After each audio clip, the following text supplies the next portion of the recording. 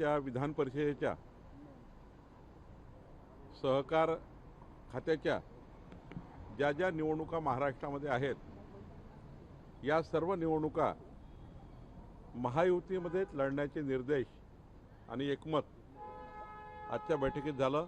जरी लोकल निवडणुका असतील, कारण नगरपंचायत लोकल निवडणुका आहे, ग्रामपंचायती लोकल निवडणुका आहेत, त्यासुद्धा महायुतीनेच त्या ठिकाणी लढण्याचा निर्णय या ठिकाणी घेण्यात आला. सोबत या ठिकाणी या राज्यातील जे जे काही आता महामंडळ आहेत, महामंडळावरील सदस्य आहेत, साधारण 170 महामंडळ आहे आणि 650च्या वर महामंडळातील सदस्य आहे. यावर तातडीने या महिनाभरामध्ये नियुक्त्या करा, याकरता जे काही आम्ही फॉर्म्युला ठरवलेला आहे, त्या फॉर्म्युलाप्रमाणे या ठिकाणी त्याचं संपूर्ण असेसमेंट करून तातडीनं यासुद्धा महामंडळाच्या नियुक्त्या करण्याबद्दलचं एकमत झालेलं आहे.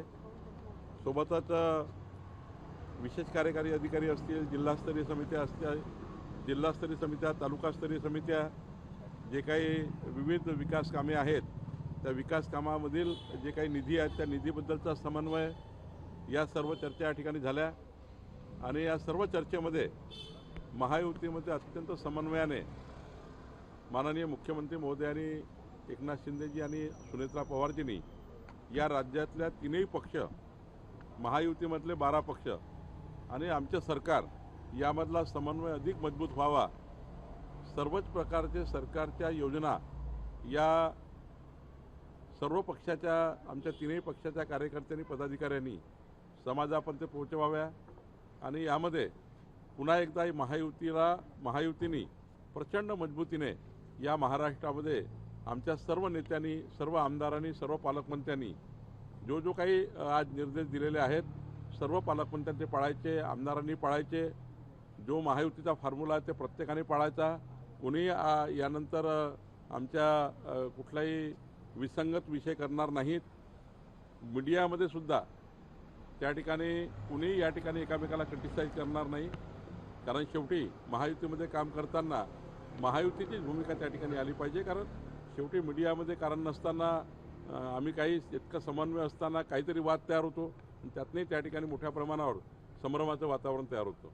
त्यामुळे मला असं वाटतं की या ठिकाणी आम्ही सर्वांनी आज पुन्हा एकदा, जसं आम्ही 2024मध्ये बसायचो आणि या महाराष्ट्रामध्ये आम्हाला प्रचंड मोठं यश मिळालं, पुढच्या काळातही सर्व निवडणुका, या राज्यातल्या सर्व निवडणुका असतील, विकास कामं असतील, जे काही वचन आम्ही महायुतीचे सरकार म्हणून लोकांना दिले आहेत, जो मॅन्युफॅक्चर आम्ही लोकांना दिलेला आहे, जो जाहीरनामा आम्ही दिलेला आहे, संकल्पनामा दिला आहे, ह्या संपूर्ण संकल्पनामा, जाहीरनामा पूर्ण करण्याचा आणि पुढच्या काळामध्ये या महाराष्ट्रामध्ये महायुतीही प्रचंड मजबूतीने, एनडीए आमचा प्रचंड मजबूतीने काम करेल, असे या ठिकाणी बैठकीमध्ये आज संपूर्ण स्पष्टता माननीय मुख्यमंत्री मोदयांनी दिली.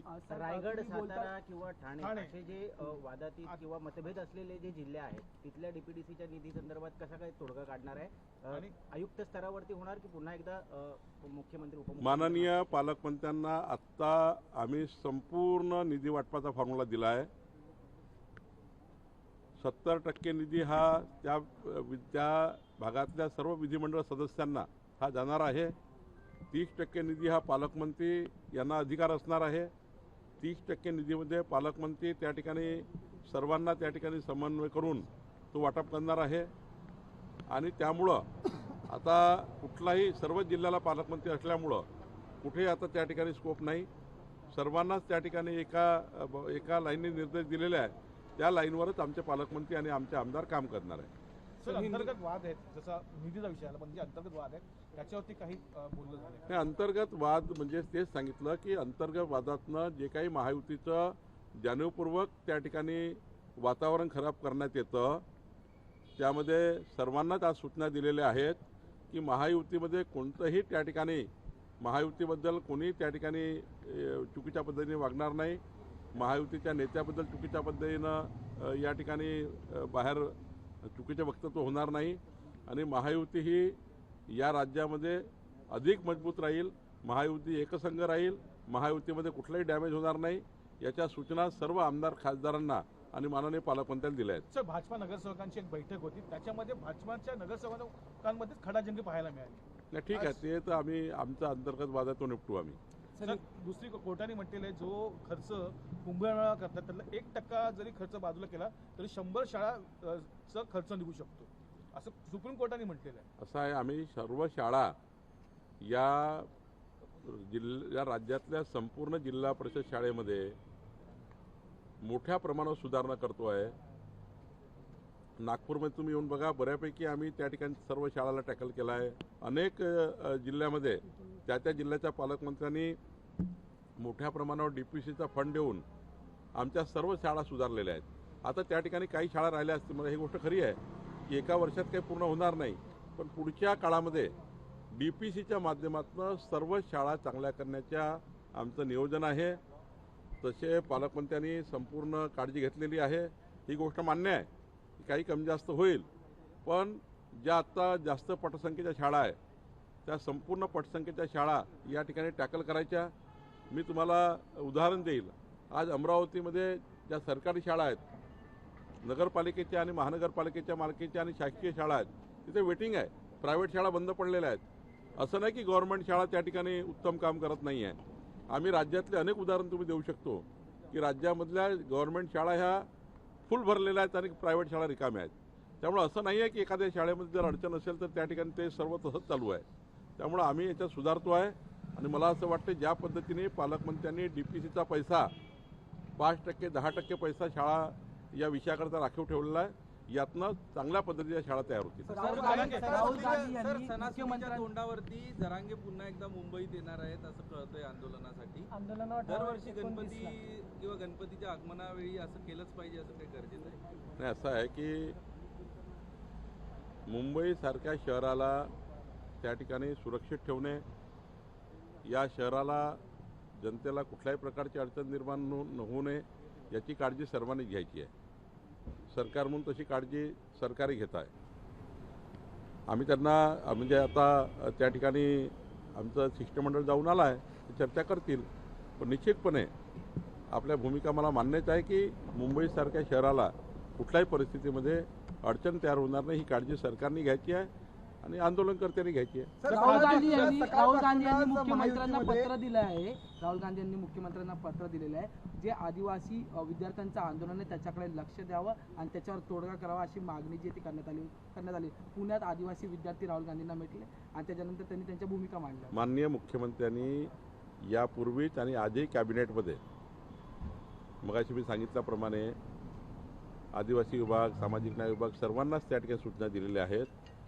आणि खरं तर हा जो प्रश्न आहे 30 वर्षाच्या वरचे जे काही तिथे विद्यार्थी आहेत या संदर्भात निर्माण झालेला आहे, तर निश्चितपणे आपण जर बघितलं असाल तर त्या ठिकाणी आदिवासी विभाग मंत्र्यांनी सारं क्लॅरिफिकेशन केलं आहे.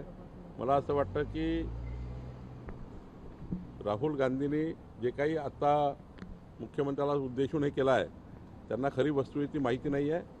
खरी वस्तुस्थिती जेव्हा त्यांना कळेल तर ते त्या ठिकाणी अशा प्रकारचे चुकीचे ट्विट करणार नाही. सकाळपासूनच बातम्या चालत आहेत की महायुतीमध्ये नव्या पाहुण्यांचं आगमन होणार आहे, असं काही आहे का? आणि जर का असे पाहुणे आले तर त्यांचं स्वागत होईल का महायुतीमध्ये? नाही, अशी कुठलीही चर्चा महायुती बैठकीत झाली नाही. आत्ताची बैठक फक्त 3 पक्षाची होती, 3 नेत्याची होती आणि 6 मंत्र्याची होती. यामध्ये कुठलाही विषय नव्हता. आमच्या महाराष्ट्रातली महायुती ज्या अजेंड्यावर तयार झाली आहे, आमचा NDA ज्या अजेंड्यावर आहे तो अजेंडा पूर्ण करण्याकरता आम्ही बसतो. आज स्वतः आम्ही मुख्यमंत्र्याला विनंती केली होती, दोन्ही उपमुख्यमंत्र्याला विनंती केली होती की जे महायुतीचे 6 आमदार, 6 मंत्री आम्ही आहोत, प्रत्येक मंगळवारी आम्ही बैठक घेतो. त्यानंतर आम्हाला काही प्रश्न उद्भवले होते. या प्रश्नाला पुढं कसं जायचं, काही प्रश्न भुजबळ साहेबांनी उपस्थित केले, काही हसन मुश्रीफ साहेबांनी उपस्थित केले, काही मी उपस्थित केले, उदय सामंतने उपस्थित केले. त्यामुळं महायुती चालवताना वरिष्ठ नेत्याचं मार्गदर्शन घ्यावं लागतं, म्हणून या ठिकाणी बैठक होती. शिष्टमंडळ आले जरांगेंना भेटून. तुम्हाला आता यांना घेतला प्रश्न, तुम्ही भेटून आले. सर एक प्रश्न आहे. खाजगी क्लासेसच्या वरती पाबंदी असणे गरजेचं सरकारचं, त्यासाठी एक नवीन नियमावली आणलेली आहे का 25 पेक्षा जास्त जे विद्यार्थी असतील त्यांचं बंधनकारक, सरकारकडे नोंद करणं बंधनकारक असणार आहे. नाही, असं आहे, तुम्हाला काहीतरी चुकीच्या बातम्या निघताय. आत्ता मागच्या अधिवेशनामध्ये बऱ्यापैकी आमदारांनी प्रश्न मांडले होते की कोचिंग क्लासेसमध्ये जे काही अव्वाच्या सव्वा फी आहे आणि मोठ्या प्रमाणावर त्या ठिकाणी काही अनियमितता आहे. खूप आमदारांनी प्रश्न मांडले कोचिंग क्लासेस संदर्भात. त्यामध्ये एक त्या ठिकाणी योग्य पद्धती चांगल्या पद्धतीचा कायदा असावा. या राज्यात कोचिंग क्लासेसची आवश्यकता आहे का? तर आवश्यकता आहे, पण हे करत असताना मात्र जी पिळवणूक होते आहे, हे करत असताना ज्या पद्धतीनं या ठिकाणी शाळाच्या शाळा त्या ठिकाणी आपल्या कोचिंग क्लासेसमध्ये आणण्याचा प्रयत्न करताय, याकरता कोचिंग क्लासेसचंही प्रोटेक्शन असलं पाहिजे, पण हे करत असताना सर्वसामान्य जनतेची पिळवणूक होऊ नये आणि योग्य प्रकारचं शिक्षण आमच्या विद्यार्थ्याला मिळालं पाहिजे, ही भूमिका याच्या मागची आहे.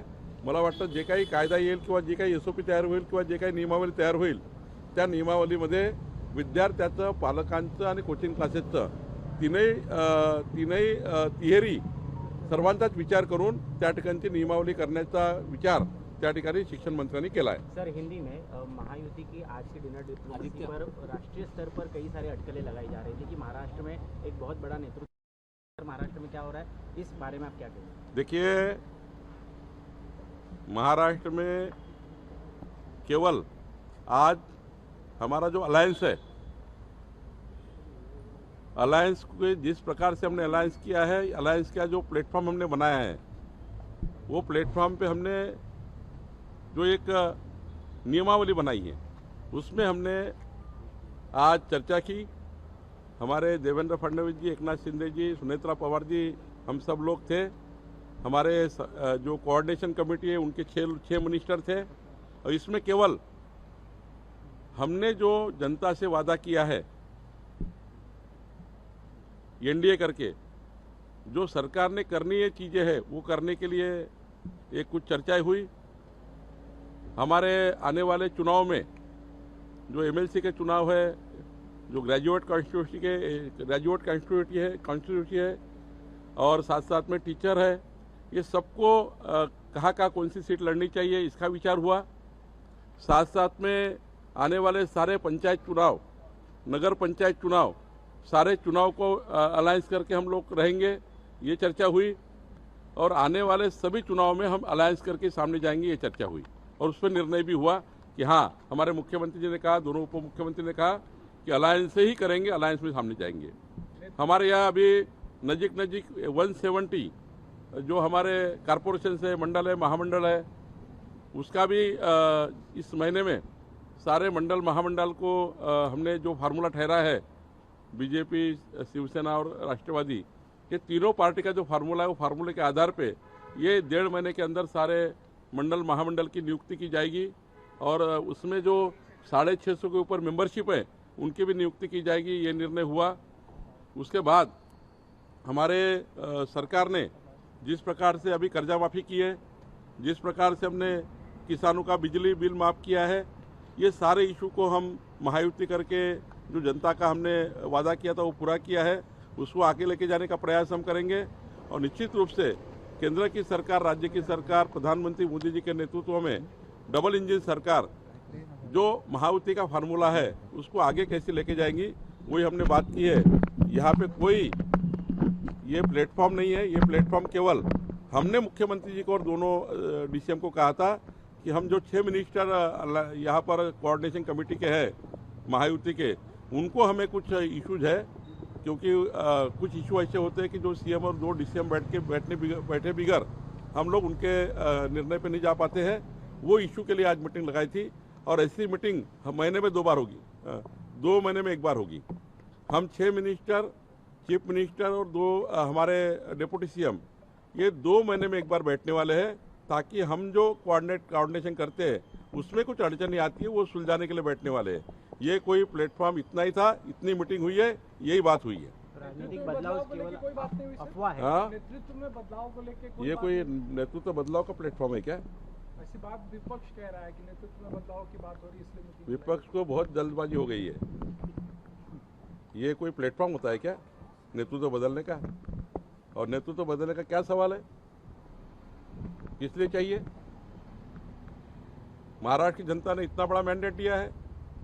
माननीय मुख्यमंत्री देवेंद्र फडणवीस जी को जिस प्रकार से आज पूरी महाराष्ट्र की जनता जो एक मजबूत सीएम के नाते उनको पूरी जनता उनके पीछे खड़ी है। और जिस प्रकार से एनडीए को अलायंस मिला है, 235 एमएलए सरकार में साथ में है और देवेंद्र फडणवीस जैसा मजबूत सीएम है, तो क्यों ऐसी बातें करना। अपोजिशन को डर लग रहा है कि देवेंद्र जी जब तक रहेंगे तब तक हमारा दुकान नहीं चलने वाला, इसलिए ऐसी बातें फैलाते हैं।